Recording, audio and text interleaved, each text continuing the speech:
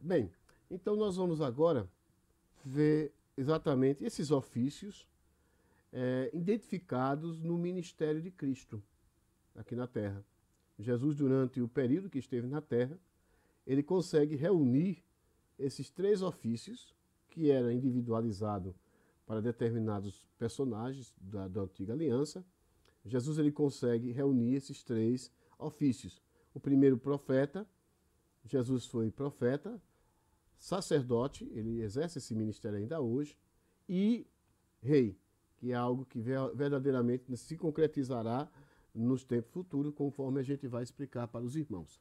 Então, o que nós vamos entender aqui? Primeiro, Jesus como profeta. Eu gostaria de fazer uso de um texto da Bíblia, no capítulo 3, versículo de número 22 e versículo de número 23 do livro de Atos dos Apóstolos, quando Pedro, no dia de Pentecostes, ele começou a pregar. E ao pregar a palavra, ele usou inúmeras profecias da antiga aliança para provar a messianidade de Cristo, que Cristo era o Messias, o Salvador. E ele usou um texto que se encontra no livro de Deuteronômio, no capítulo de número 18, né?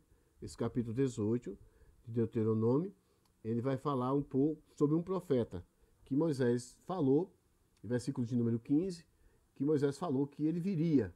E o texto sagrado vai dizer o seguinte, no capítulo 7, aliás 3, e verso de número 22, 3 e 22. 3 e 22, ele vai falar o seguinte: porque Moisés disse aos pais, o Senhor, vosso Deus, levantará de entre vossos irmãos um profeta semelhante a mim. A ele ouvireis em tudo quanto vos disser. E acontecerá que toda alma que não escutar este profeta será exterminada dentre o povo. Então, Pedro está dizendo aqui que esse profeta, a qual ele identifica aqui no texto, na mensagem, é exatamente a pessoa de Cristo. Jesus é esse profeta que Moisés tinha falado, que seria semelhante a ele, né? Principalmente naquilo que ele iria transmitir. E que aquele que não ouvisse a mensagem haveria de ser banido do povo. Havia no primeiro século, da mesma forma como falamos nas aulas anteriores, uma expectativa muito grande do surgimento do Messias. E o surgimento do Messias haveria também como o surgimento do grande profeta. Uma das características do Messias seria que ele exerceria esse ministério como o grande profeta prenunciado por Moisés lá no livro de Deuteronômio, no livro da lei, a qual dizia que ele deveria estar presente no meio do seu povo e a mensagem que ele falasse seria uma mensagem falível, tão infalível ao ponto de que aquele que não ouvisse essa mensagem, ele poderia ser exterminado, né? Poderia ser exterminado do povo. Então havia toda uma expectativa por parte dos judeus no primeiro século de que esse profeta surgiria. Isso a gente vê claramente nos textos sagrados, a tal ponto que, por exemplo, a gente vai ver acerca de João Batista, né, que muitos, quando procuraram ele, disseram: você é profeta, você é o Messias? Porque João era um profeta muito usado na palavra, né? Tinha uma mensagem contundente, uma mensagem segura, e o texto sagrado diz que muitos acharam até que João seria o Messias. E ele disse: não, eu não sou o Messias, eu sou o precursor do Messias, eu sou aquele que vou abrir o caminho para que ele possa adentrar, para ele possa chegar. E o texto sagrado vai dizer, queridos, lá no capítulo 1 do Evangelho de João, no versículo 45, que quando Filipe acha Natanael, ele vai dizer o seguinte, no capítulo de número 40, capítulo 1, versículo 45. E Filipe encontrou a Natanael e disse: achamos aquele de quem Moisés escreveu na lei, a quem se referiam os profetas, Jesus o Nazareno, filho de José. Quer dizer, achamos aquele a quem Moisés se referiu. Qual foi a referência que Moisés fez acerca de Cristo? De que ele teria, ou ele seria o profeta. Interessante, irmãos, mais uma vez a gente vê o aparecimento do artigo definido, dizendo o profeta. Não era um dos profetas, mais um profeta. Era o profeta que estava sendo esperado por toda a humanidade. Quando nós vamos ver Jesus dialogando com a mulher samaritana, a Bíblia vai dizer que ele revela algumas coisas sobre a vida daquela mulher, ao ponto que ela vai dizer: eu vejo que tu és profeta. Mas mais adiante ela vai dizer: olha, tem um detalhe, nós cremos aqui em Samaria, porque em Samaria eles também tinham uma expectativa da vinda do Messias, né? Apesar de eles não se darem bem com os judeus, não terem aquela convivência, mas no versículo 29 ela vai dizer assim, que vai chegar na cidade, depois do encontro que ela tem com Cristo, quando ele diz: eu sou o Messias, eu sou o Cristo, né? Ela diz: olha, eu sei que vai vir um que vai nos falar tudo, vai nos revelar tudo, ele vai ser o grande profeta que Moisés prometeu. Aí ela vai dizer: eu que falo contigo, sou esse. E a Bíblia Sagrada diz que ela corre até a cidade e vai anunciar na cidade, diz: olha, venham e vejam, olha, vejam, porque ela diz o seguinte, né? Um homem conversou comigo, ele me disse tudo quanto tenho feito. Será que esse porventura não é o Cristo? Não é o profeta que Moisés ele determinou que chegaria até nós? Então, esse ministério profético de Jesus é um ministério que estava sendo anunciado já há um bom tempo, né? Já havia uma expectativa muito grande da vida do Messias como profeta. Então ele vai exatamente exercer esse ofício. Profeta, ele é o representante, conforme está no modo de vocês aí, é o representante de Deus na terra. Através do profeta, Deus vai revelar a sua vontade em relação ao presente e ao futuro. Algumas profecias, algumas ações ou palavras proféticas de quem exerce o ministério de profeta, elas têm a ver com o presente e também predizem algumas questões ou algumas situações do futuro. O texto vai dizer, queridos, que havia em Israel uma expectativa exatamente do Cristo, o profeta, vir para anunciar e exercer o seu ministério. No capítulo 42, por exemplo, o profeta messiânico, Isaías, ele vai dizer no capítulo 42, no versículo 1, que Jesus era o profeta das nações.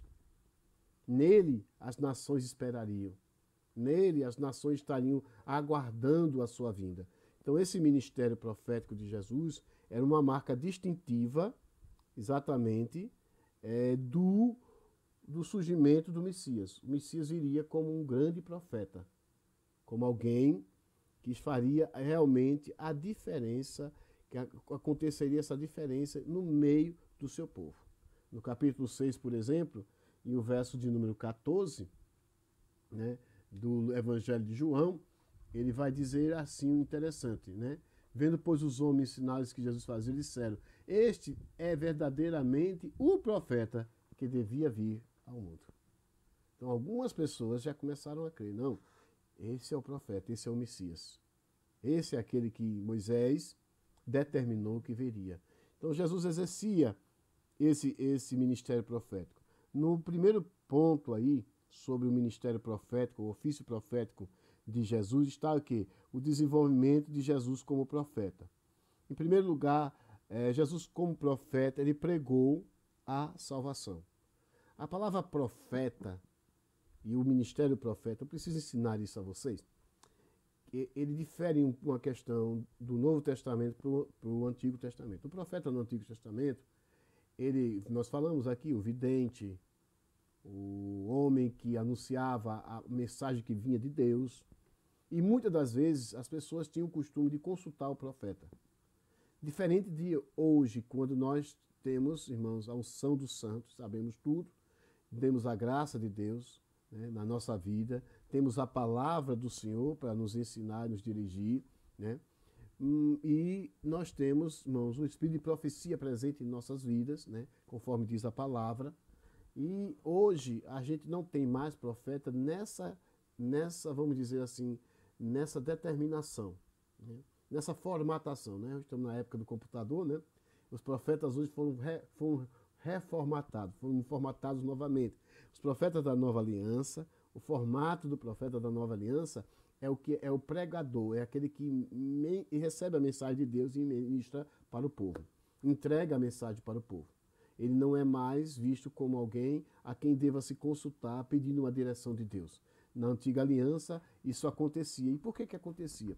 há uma questão muito importante, uma diferenciação muito importante da antiga aliança com a nova. Na antiga aliança, o Espírito Santo ele não atuava como atua hoje. A Bíblia diz que o Espírito Santo testifica conosco, o Espírito Santo intercede conosco, o Espírito Santo ele comunga conosco, ele tem comunhão conosco. Então hoje nós temos meios de acesso a Deus que não tinha na antiga aliança.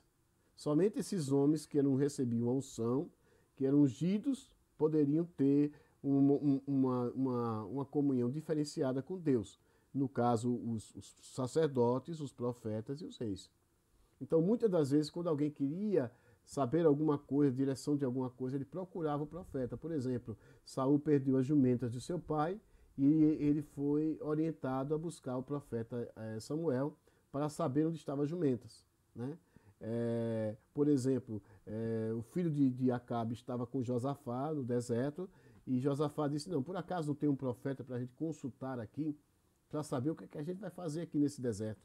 E mandaram buscar Eliseu e Eliseu me transmitiu a mensagem de Deus para os reis. Então havia essa função do profeta na antiga aliança nesse aspecto. Na nova aliança, não. Na nova aliança, o profeta ele vai ter a função de pregar, né, de anunciar a palavra.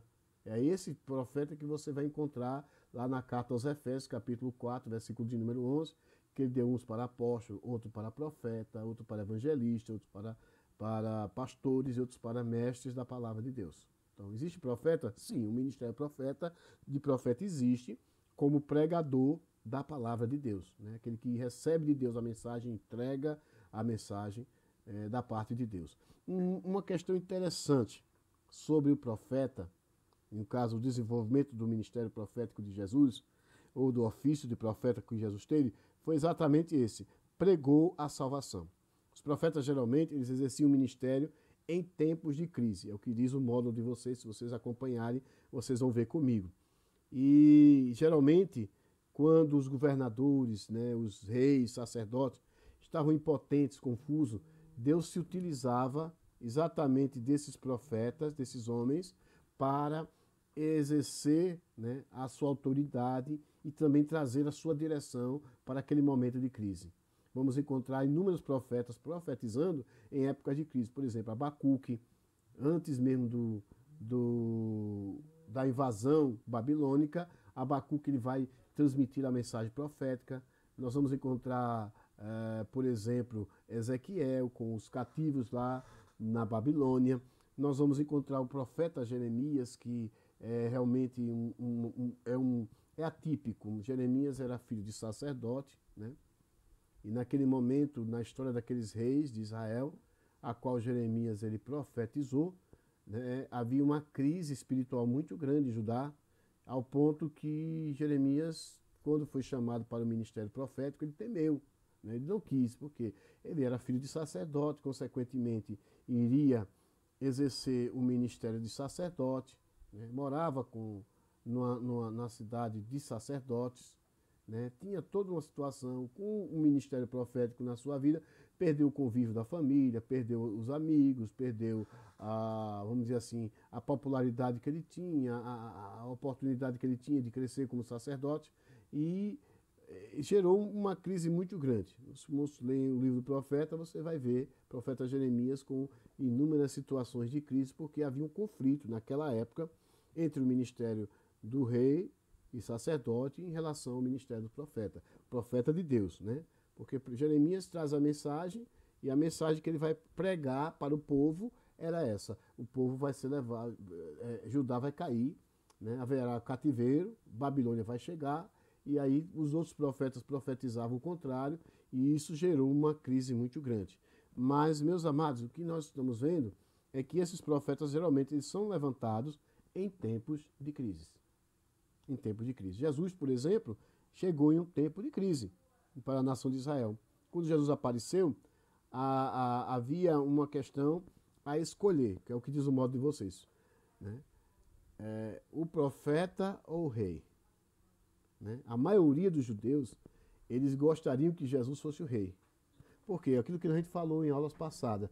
Jesus vindo como rei, ele estaria exercendo o reinado, sentando na cadeira de Davi, libertando o povo do poder romano, e isso traria um alívio para Israel.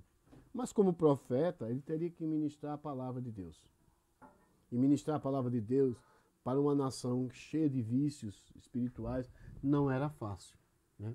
Era uma situação meio complicada. Para você ter uma ideia, por 2 momentos Jesus ele purificou o templo, né? Vocês vão ver no capítulo 2 do livro de João, né? E já quase perto do final do seu ministério, Jesus vai lá no capítulo 21 de Mateus e ele faz a purificação do templo. Por quê? Porque havia uma prática terrível. E Jesus, como profeta, chegou ali e resolveu a situação. Tirou as coisas que estavam fora do lugar, né? Estavam coisas que não eram para estar ali. Por exemplo, o sacrifício, a venda de animais dentro dos muros, que era para ser fora do muro, na porta das ovelhas, né? O câmbio feito de forma maliciosa, o poder da família de Anás e Caifás dentro do templo. Então havia toda essa situação que Jesus ele interviu. Então, como profeta, Jesus veio exatamente no período aonde havia necessidade de uma reformulação, uma renovação espiritual em Israel. Ao ponto que o povo não aceitou isso. E disse, não, crucifica ele, já que ele não dá para ser o nosso rei, ele não quer. Boa parte da população entrou dentro daquela conversa dos sacerdotes, do sumo sacerdote, e a Bíblia diz que a nação foi exatamente destruída, porque não recebeu, não aceitou. Jesus ele até chorou por Jerusalém, ele disse, Jerusalém, Jerusalém, que mata os profetas e apedreja aqueles que te são enviados. Então, realmente, era uma situação muito séria, a situação de Jerusalém. Como profeta, Jesus não somente mostrou o caminho da salvação, mas também abriu o caminho pela sua morte, que a gente vai ver mais adiante. Jesus, como profeta, ele anunciou o reino de Deus, né? E era um anúncio do que o reino de Deus estava chegando. A primeira mensagem de Jesus está registrada em Mateus capítulo 4, versículo 17, que ele diz assim, arrependei-vos porque é chegado o reino de Deus, ou o reino dos céus, né? Então, esse reino dos céus, o reino de Deus, né, Jesus ele vai mostrar sobre inúmeros aspectos, né, nas suas mensagens, a vinda dele, né? Por exemplo, Jesus ele vai dar um sermão em uma montanha, à beira-mar na Galileia, ali naquela região ali, e a Bíblia vai dizer que no capítulo 5, 6 e 7 de Mateus, Jesus vai registrar nesse sermão, né, vai falar nesse sermão inúmeras atitudes que o cidadão do reino dos céus deve ter. Na verdade, eu acredito, eu vejo aquele sermão de Jesus como a constituição do reino dos céus. É como que se Jesus estivesse dizendo, olha, os antigos dizem assim, a lei diz assim, eu porém vos digo, eu vou ser o rei desse reino, eu porém vos digo que no meu reino vai ser assim, né? No meu reino vai ser assim, né? Sobre a questão do perdão vai ser assim, sobre a questão das ofertas, né? De dar, de ofertar vai ser assim, sobre as bem-aventuranças, as qualidades morais do cidadão do reino vai ser assim, né? Sobre a preocupação, a ansiedade na vida vai ser assim. Então Jesus vai ensinar inúmeros pontos ali referente ao reino dos céus. Uma outra coisa importante nessa mensagem, nesse anúncio do reino que Jesus efetuou, está no capítulo 17, versículo 20 e 21. Porque alguém vai chegar para Jesus e vai dizer assim, vem cá, o senhor fala muito do reino. Onde é que está esse reino que eu não estou vendo?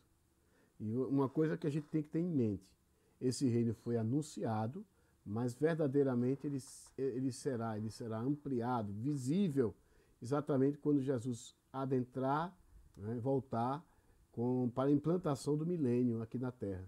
E aí verdadeiramente a gente vai ver esse reino totalmente implantado na Terra. Mas hoje, né, Jesus esse reino já opera na Terra. Vocês sabiam disso? Jesus vai dizer, olha, vai dizer como resposta a quem lhe perguntou. Alguém lhe perguntou, disse, vem cá, Senhor, o Senhor disse aí que existe um reino, cadê esse reino? Aí Jesus disse, olha, alguns vão dizer ele ali, ele aqui, ele acolá, né? Tem muita coisa que a gente vê aí que não é reino. né? Tem muita coisa sendo construída, né, que não é reino. Alguém constrói megas catedrais por aí, coloca o nome de Cristo na frente e diz: aqui é o reino de Deus. Ele ali, ele aqui, ele acolá. Mas na verdade Jesus vai dizer assim: não está em nenhum desses lugares, porque o reino de Deus está em vós. Hoje o reino de Deus são todas aquelas criaturas que foram remidas, lavadas pelo sangue de Jesus e tiveram suas vidas transformadas. Esses são a verdadeira essência ou a verdadeira manifestação do reino de Deus.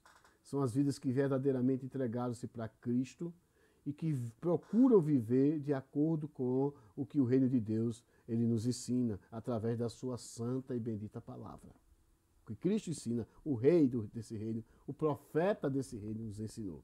Então, queridos, Jesus foi como um arauto, né? Todo rei tinha um arauto que ia na frente anunciando a chegada do reino.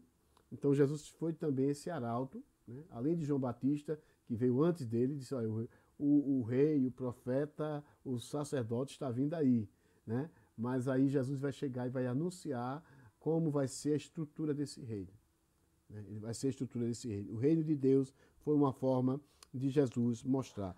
Também, no modo de vocês, diz o seguinte: como profeta, Jesus, ele pregou a salvação, ele anunciou o reino e ele predisse o futuro.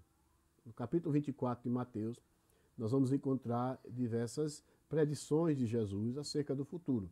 Os primeiros capítulos ele vai falar sobre o princípio das dores, que são exatamente aqueles momentos que antecedem a volta de Cristo sobre a face da terra. Em primeiro lugar, que acontecerá em duas fases. Na primeira fase, ele arrebatará a sua igreja, e na segunda fase, ele virá para pelejar e implantar o seu reino milenial da face da terra. Isso já no período do final da grande tribulação. Então, nós vamos encontrar inúmeros textos ali, alguns textos não estão agrupados em uma ordem cronológica, por isso alguma dificuldade de entendimento acerca dessas predições que Jesus fez do futuro, mas a realidade é que Jesus, como profeta também, ele predisse o futuro, ele falou que verdadeiramente iria acontecer. Então esse é o ministério do profeta, ofício ao qual ele exerceu. O segundo ofício é o ofício do sacerdote, está na página 78 do módulo de vocês. E aí nós vamos ver agora o caminho inverso, aquilo que a gente falou. A mão do profeta é a mão que traz de Deus para o homem. A mão que ele se norteia, ele recebe de Deus e ministra, entrega para o homem a mensagem de Deus. Já o sacerdote, ele vai vir como intercessor, como mediador entre o homem e Deus. Então ele vai fazer todo esse caminho ao contrário. Então você vai observar que ele vai representar o que é o sacerdote, conforme está aí no módulo de vocês. Ele é representante do povo para fazer aquilo que o povo não podia fazer. Em relação a quem, pastor Adilson? Em relação a Deus. O sacerdote, ele vai ser alguém, né, que vai estar exercendo o ministério de ajuda para o povo. Né? No Velho Pacto, nós vamos encontrar dois sentidos disso aí. Primeiro sentido é que os sacrifícios, existiam dois sentidos, o do sacrifício e do sacerdócio.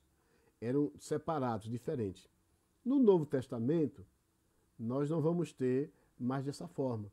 Tanto o sacerdote como o sacrifício é o mesmo. Né? Jesus é ao mesmo tempo o perfeito sacrifício e o perfeito sacerdócio. Onde é que a gente encontra isso? Na carta aos Hebreus. A carta aos Hebreus ela foi escrita com o objetivo de atender a alguma necessidade que havia naquele momento em relação a alguns judeus que se convertiam e ficavam em dúvida sobre alguns parâmetros da antiga aliança em relação à nova aliança. E aí, o tema principal dessa carta é a superioridade de Cristo. Nessa carta, por exemplo, nós vamos ver que Jesus é superior ao sacerdócio. O sacerdócio de Jesus é superior ao sacerdócio araônico. O sacrifício de Jesus é superior ao sacrifício dos animais da antiga aliança. Nós vamos observar que Jesus ele é a personagem principal, né? A Bíblia vai dizer nesse mesmo livro que Deus falava antigamente aos pais pelos profetas, mas agora fala mediante seu filho, que também é profeta, glória a Deus.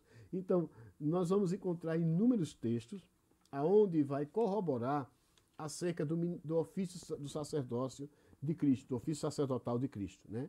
Jesus é o grande sacerdote nesse livro, da Carta aos Hebreus. Se você observar o capítulo 10, a partir do versículo 19, vai mostrar como isso acontece, como isso vai acontecer, né? É interessantíssimo no capítulo 10, no verso de número 19, né? Ele vai falar exatamente como tendo, pois, irmãos, um grande sumo sacerdote, irmãos, intrepidez, perdão, para entrar no Santo dos Santos. Esse é um outro texto que está aqui na mente. Temos, pois, irmãos, a intrepidez para entrar no Santo dos Santos pelo sangue de Jesus, né? Pelo novo e vivo caminho que ele nos consagrou. Né? Quem é que entrava no Santo dos Santos? O sumo sacerdote, uma vez no ano. Olha só, irmãos, uma vez no ano, no dia da expiação, no 10º dia do 7º mês, o sumo sacerdote primeiramente fazia sacrifício por si mesmo, depois fazia pelo povo e entrava com esse sangue, né, para o lugar santo dos santos. Passava pelo lugar santíssimo, entrava pelo véu e colocava o sangue sobre a tampa da arca, que era chamada de propiciatório. A tampa da arca era feita de ouro maciço, tinha 2 querubins, um voltado para o outro, e ele derramava o sangue nessa tampa. Segundo a tradição, diz que a glória de Deus descia sobre aquele. Eu acredito que sim, porque mesmo sendo transitório, esse tipo de sacrifício era a forma como Deus se revelava ao seu povo naquela época, antes que chegasse o grande e perfeito sacrifício de Jesus Cristo. Então, o que é que acontece?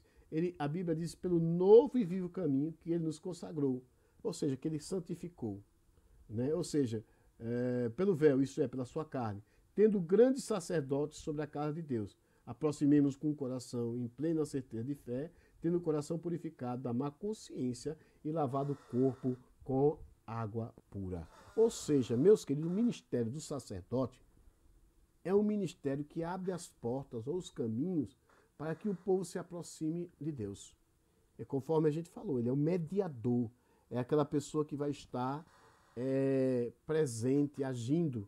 E nós encontramos exatamente também nessa carta aos Hebreus algumas características do sacerdócio de Jesus. No capítulo 4, agora sim vem o texto que veio à mente naquela hora.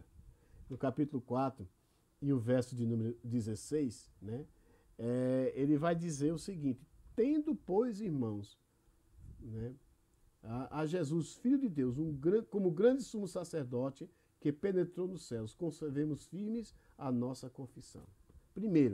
Primeira característica desse sumo sacerdócio de Cristo, ou desse ofício de sacerdote de Jesus: ele é grande. Ele é grande. Né? A própria carta aos Hebreus vai dizer que o sacerdócio dele é superior ao de Arão. Porque esses irmãos a quem foi enviada essa carta, eles tinham uma dúvida muito grande. Eles chegavam a dizer: mas como é que pode Jesus ser sacerdote se ele é da tribo de Judá? E agora? Se o sacerdote só pode ser da tribo de Arão? Porque Jesus é de uma outra ordem. A ordem araônica foi até a morte de Cristo. Quando Jesus morreu e ressuscitou, né, abriu-se uma nova ordem sacerdotal, da qual a igreja também tem os seus sacerdotes. Jesus é o sumo e a Bíblia diz que Deus nos fez reis e sacerdotes. A igreja é chamada a esse ministério, né? Nós auxiliamos a esse rei e auxiliamos a esse sacerdote, esse sumo sacerdote que é Jesus. Nós temos esse ministério também, a igreja também tem esse ministério. Então, o que é que acontece? Meus amados, Jesus ele é segunda ordem, maior ordem de Melquisedeque. A gente vai falar isso aqui daqui a pouco em um salmo, quando a gente retornar a esse tema. Né? Então, Jesus é um grande sumo sacerdote, maior. A carta aos Hebreus vai dizer que é maior do que o sacerdócio araônico. No versículo 15 diz assim: porque não temos um sumo sacerdote que não possa compadecer-se. Compassivo, segunda característica. Primeira característica, ele é grande. Segunda característica, ele é compassivo. ele se compadece, né? Ele tem a Bíblia no texto original traduz também esse texto, diz assim que ele não é capaz de ele não é capaz de deixar de simpatizar com as nossas fraquezas. Em outra expressão, em uma tradução mais fina, de se, vamos dizer assim, identificar. É aquilo que nós falamos em aula passada, que era importante que Jesus viesse como homem para a terra, vir habitar como homem, e isso está escrito lá em Hebreus capítulo 2 e o verso de número 17, aonde ele vai dizer o seguinte, ele vai dizer que Jesus, como homem, ele sofreu e padeceu todas as lutas que nós passamos também. Então hoje, como sumo sacerdote, ele sabe quando um homem está sendo tentado em determinados assuntos, em determinadas circunstâncias. Aí o escritor aos Hebreus vai dizer, ele é compassivo, ele vai se compadecer das nossas fraquezas. Porque antes foi ele tentado em todas as coisas, a nossa semelhança, igual a nós. Jesus passou por todas as tentações que nós passamos, mas sem pecado. Esse está o grande segredo dele ser grande sumo sacerdote. Né? Desse ser. Um outro segredo também, né? Arão pecou. A Bíblia vai dizer que, por exemplo, Arão, naquele momento do bezerro de ouro, ele tomou uma atitude que não devia tomar. Deveria ter sido mais firme e não foi. Né? A Bíblia vai dizer que Arão, uma outra questão também, Arão morreu. E os outros sacerdotes também. Mas Jesus, esses sacerdotes, diz a Bíblia, a carta, eles foram impedidos por causa da morte.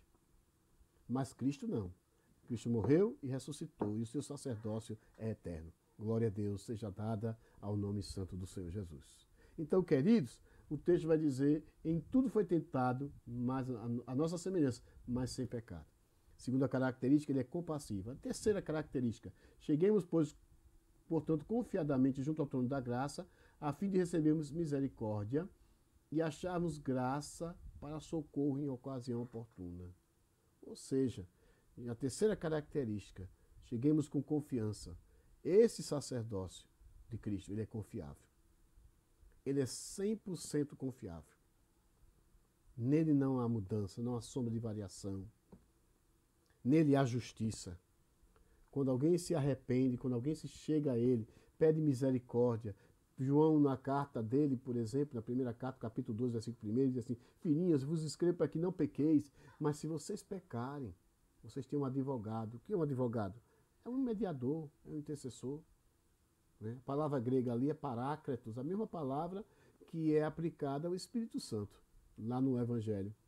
Só que João agora aplica na carta a Cristo. Ele diz, ele é o teu paráclito, é aquele teu ajudador junto, que está presente ao teu lado. Quando você pecar, você pode falar com ele. E ele vai interceder a Deus em teu favor. Meu querido, então o sacerdócio de Jesus, ele é superior. Ele tem características superiores. Mas ele vem de uma ordem diferente. No Salmo de número 104, vamos para o texto que eu prometi explicar. Né? Por que Jesus é sacerdote e não é da tribo de Levi? Porque Jesus é segundo a ordem, uma ordem diferente. Nós vamos ver aqui no livro de Salmo 104, versículo de número 4. Né? Salmo 104 e o verso 4 vai dizer o seguinte. Ele vai dizer o seguinte. Salmo de número 104, aliás, 110, perdão. Foi um erro aqui, nosso. 110, versículo 4. Viu? 110, versículo 4. Pode anotar aí, no seu modo, né? Jurou o Senhor e não se arrependerá. Tu és um sacerdote eterno, segundo a ordem de Melquisedeque. Segundo a ordem de Melquisedeque. Então ele não é da ordem de Arão, ele é da ordem de Melquisedeque. Pastor, e essa ordem de Melquisedeque é confiável? Quando nós vamos estudar essa ordem de Melquisedeque, a gente tem que estudá-lo dentro de acordo com o que a teologia bíblica chama de tipologia. Nós estamos estudando teologia sistemática, que é o primeiro, o básico, ele trabalha a teologia sistemática, mas quando você vai para o bacharel, o segundo ano, você vai estudar teologia bíblica também. Além da sistemática, você vai estudar teologia bíblica. E aí você vai ter uma matéria chamada tipologia. O que é a tipologia? Tipologia são figuras, pessoas, objetos que estão presentes no Antigo Testamento e que prefiguram a Cristo no Novo Testamento. Vou usar Cristo como exemplo, mas pode ser também a igreja. Por exemplo, Jesus, o Cordeiro Pascual, é um tipo de Cristo no Antigo Testamento. Jesus é o antítipo é o real. E o Cordeiro é o tipo. Melquisedeque, lá com Abraão, é um tipo de Cristo. Abraão é um tipo da igreja, do crente, do fiel, do que tem fé. Né? Ele não é o pai da fé. Né? E Melquisedeque é um tipo de Cristo como sacerdote. A Bíblia diz que ele vai trazer a Abraão pão e vinho. Olha aí. Outra tipologia. Pão fala exatamente dos elementos que futuramente seriam o memorial, né? O corpo e o sangue de Cristo. Né? E também nós vamos encontrar ali, nessa tipologia, Melquisedeque como rei de Salém e sacerdote do Deus Altíssimo. Uma coisa interessante. Pelo que eu li até hoje, só dois personagens, naquele momento, conheciam a Deus dessa forma. Os deuses eram deuses pagãos, eram deuses representados por figuras celestes, por elementos da terra, né, por figuras criadas na mente humana. Mas Abraão, alguém perguntava a Abraão, Abraão, como é o nome do teu Deus? Ele dizia, meu Deus é El Elyon, ou seja, Deus Altíssimo. Se alguém perguntasse a Melquisedeque qual é o teu Deus, ele dizia, El Elyon, o Deus Altíssimo. É o que o texto diz. Então, Melquisedeque, né, ele exatamente vai ser esse sacerdote, que é um tipo de Cristo. Jesus, ele não é sacerdote segundo a ordem araônica, mas segundo a ordem de Melquisedeque, né, por causa da questão da tipologia. A tipologia é que nos vai fazer entender que Melquisedeque, naquele momento, é um tipo de Cristo. Né? Sem início, sem princípio, nem fim. É o que diz a carta aos Hebreus. Ele aparece ali depois. Né? O escritor aos Hebreus está querendo dizer o seguinte, da mesma forma que Jesus também. Ele surge, né, na terra, depois vai para os céus, né, e é eterno. O sacerdócio de Cristo, ele é eterno. Então, o sacerdócio de Jesus, ele é fundamental. No modo de vocês aí tem 3 funções sacerdotais de Jesus. Primeiro, reconciliação, né? Capítulo 2 Coríntios 5, 18, 19. Deus estava em Cristo reconciliando consigo o mundo. Então, o sacerdote, ele fazia isso. Chegava o pecador diante do sacerdote. Cheguei do sumo sacerdote, dizia, olha, eu pequei, traga a sua oferta. Oferecia a oferta, apresentava a Deus. E Deus recebia a oferta e perdoava o pecador. O que é que o sacerdote fez? Ele fez a mediação. Ele foi o ponto de ligação entre Deus e o homem. Jesus foi exatamente isso também. Paulo vai dizer na segunda carta aos Coríntios, conforme referência do módulo de vocês, que Jesus estava reconciliando o pecador com Deus. Ele estava no meio. Na carta a Timóteo, primeira carta, capítulo 2, versículo 5, está escrito lá que ele é o mediador entre Deus e os homens. E quem é ele? Jesus Cristo, homem. Glória a Deus. Né? Segunda questão, intercessão. O sacerdote, ele era um intercessor, porque ele oferecia e oferecia com orações. O sacrifício não era feito somente, queima aí. Não, de jeito nenhum. Ele orava, ele colocava mãos sobre o pecador, orava, colocava mãos sobre a oferta, orava. E quando estava sendo queimada a oferta, ele apresentava a Deus e orava e pedia misericórdia e favor do pecador. Todo bom sacerdote, ele é um intercessor. Todo verdadeiro sacerdote é um intercessor. E Cristo não é diferente. A Bíblia diz, em Romanos 8,34, que ele é o nosso intercessor. Né? Ele chega a fazer a intercessão por nós. Né? Na terra nós temos o Espírito Santo intercedendo por nós, no nosso interior, no nosso ser, mas nos céus, conforme diz a carta aos Romanos, no capítulo de número 8 e o verso de número 34, diz assim, quem é que condena? Pois é Cristo quem morreu e antes que ressuscitou dentre os mortos, o qual está à direita de Deus e que também intercede por nós. Uma questão importante sobre essa expressão, à direita de Deus. O que acontecia naquela época? Um rei, geralmente ele tinha um trono e um subtrono. Porque ele sentava no trono e o seu filho, o escolhido, o herdeiro, sentava à sua direita nesse trono, ao lado. Ou às vezes até o trono era compartilhado. Ele era um pouco maior e sentava o rei e o herdeiro. E geralmente quando ele tinha algumas questões para resolver, ele buscava e consultava o herdeiro, já exatamente trabalhando ele para ser o seu sucessor. Então Jesus ele está sentado à direita do Pai a interceder por nós. É o que o texto diz. Então ele é um sacerdote completo, né? No melhor lugar. O sacerdócio, ele é o nosso representante. Todo ano a gente vota, né? Quase todo ano não, de 2 em 2 anos, né? A gente vota para botar uns certos cidadãos aí para nos representar. E a decepção tem sido grande, misericórdia. Mas em relação a Jesus, não. Jesus é o nosso representante no céu. Aleluia. E ele não nos decepciona em nenhum momento. Glória a Deus. Ele intercede por nós em todo instante, em todo momento, nas nossas necessidades, nas nossas fraquezas, nas nossas tristezas. Aleluia. Ele está presente na nossa vida para nos dar vitória. E abençoar. Atos 3:26 fala exatamente que como sumo sacerdote Jesus abençoa. Deixa eu adiantar aqui as horas, certo? Terceiro, melhor dizendo, ele teve o ofício de profeta, ele teve o ofício de sacerdote e ele teve o ofício de rei.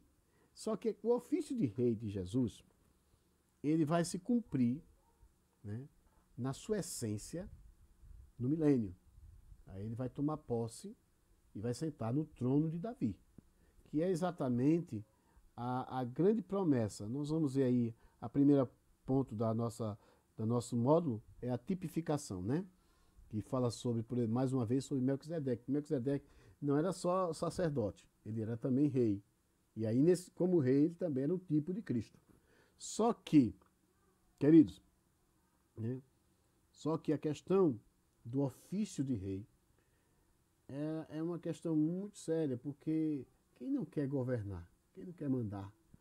No módulo de vocês, há um adendo histórico que vai falar, por exemplo, de alguns sacerdotes que exerceram o governo em Israel, principalmente no período dos Macabeus, né? Houve um período que aconteceu isso. Depois, quando chegaram os romanos para amedrontar os judeus e até mesmo humilhar, colocou um edomita para ser rei lá, que é o Herodes o Grande. Herodes é da família dos edomitas, você sabia disso? Um dos últimos, né? Então o que é que acontece? Ele vai exercer o reinado, né? O reinado. Mas quando ele sabe que Jesus nasceu, o primeiro título que os sábios disseram, ele é rei dos judeus. E ele ficou extremamente preocupado com isso, porque no período que Herodes ele começou a reinar, a família de Davi, eu falei isso nas aulas passadas, ela tinha sido empurrada lá para a região da Galileia. É por isso que você vai encontrar José na Galileia, Maria na Galileia, que eles tinham um certo grau de parentesco. Toda a família real, ela não estava mais na Judéia. Se tivesse ido para lá, eles morreriam. Porque em Jerusalém estava reinando quem? Herodes o Grande. Depois Roma tirou ele e colocou um governador vindo da própria Roma para exercer o governo. E dividiu, né? Colocou a Galiléia com um, depois colocou a Cesareia com outro, da família de Herodes, eles foram dividindo. Então, o que é que acontece, irmãos? Então, sempre houve esse interesse do governo, né? Houve alguns sacerdotes que governaram, conforme diz o texto da lição de vocês. O próprio Papa, na Idade Média, ele se titulava o Vigário de Cristo. A doutrina, uma das doutrinas, um dos pilares da doutrina católica é reconhecer o Papa como vigário de Cristo. Quando ele diz vigário, significa substituto. A palavra vigário vem do latim vicare. Vicare significa substituir, é o que substitui, né? A morte vicária de Cristo. A gente vai falar isso daqui a pouco no próximo módulo, na próxima unidade, perdão, né? É a morte substituta. Então o Papa, nesse período, como ele era intitulado vigário, o substituto de Cristo, ele lançou uma doutrina de que ele deveria exercer o ofício, né, não somente espiritual, mas também administrativo, influenciar todo o governo dos reinos ali da Europa. Então foi a Igreja Católica Romana na Europa que teve essa visão, né, de instituir o Papa como quase um rei em toda a Europa. Então isso gerou um conflito muito grande, né?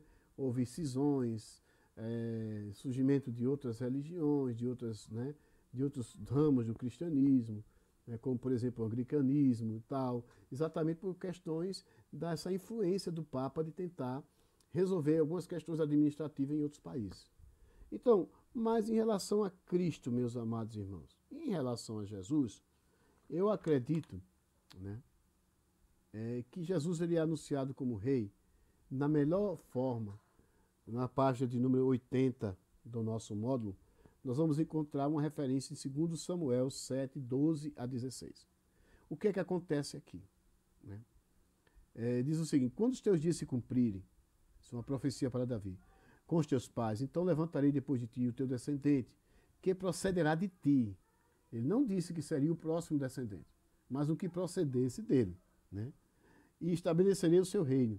Ele edificará uma casa no meu nome, eu estabelecerei para sempre o trono do seu reino, e lhe serei por pai, ele me será por filho. Se vier a transgredir, castigá-lo-ei com vara de homem. Agora é referência a Salomão. E com açoite de filhos e homens. Mas a minha misericórdia se não apartará de ti, como retirei de Saul, a quem tirei de diante de ti. Porém a tua casa, olha aí, e o teu reino, veja só, o descendente que procederá dele. Olha só, vai se cumprir o quê? Na tua casa, no teu reino, serão firmados para sempre diante de ti. Teu trono será estabelecido para sempre. Quando Jesus nasce, a grande preocupação era essa. Nasceu o rei dos judeus. Nasceu o descendente de Davi, o Messias que sentará no trono. E até hoje Israel espera esse Messias. Esse que sentará no trono e que reinará sobre todo Israel. Só que agora, o que é que vai acontecer? Quando ele reinar, quando ele vier reinar, ele não vai reinar sobre todo Israel só não. Ele vai reinar sobre o mundo inteiro. Zacarias vai dizer, nas suas visões, que as nações correrão a Jerusalém para ouvir a palavra, para ouvir a voz do grande rei. Ele vai estar sentado no trono.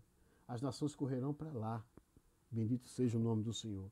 Então esse Jesus que nós cremos, que exerce o ministério de rei e que na sua plenitude acontecerá exatamente no período milenial, né? Ele tem algumas funções como rei. Como rei, ele vai julgar. Mateus 25, 31 a 34, fala do julgamento das nações. Como rei, ele vai julgar. E julgar com reta justiça. Como rei, ele vai governar. Isaías capítulo 9, versículos 6 e 7, né? Um menino vos nasceu, né? Um filho se nos deu, e o principado está sobre os seus ombros. Ele vai governar. E governará com justiça, com paz. Só que tem um detalhe. A Bíblia vai dizer, o próprio Isaías vai dizer, que ele regerá as nações com vara de ferro. Por quê?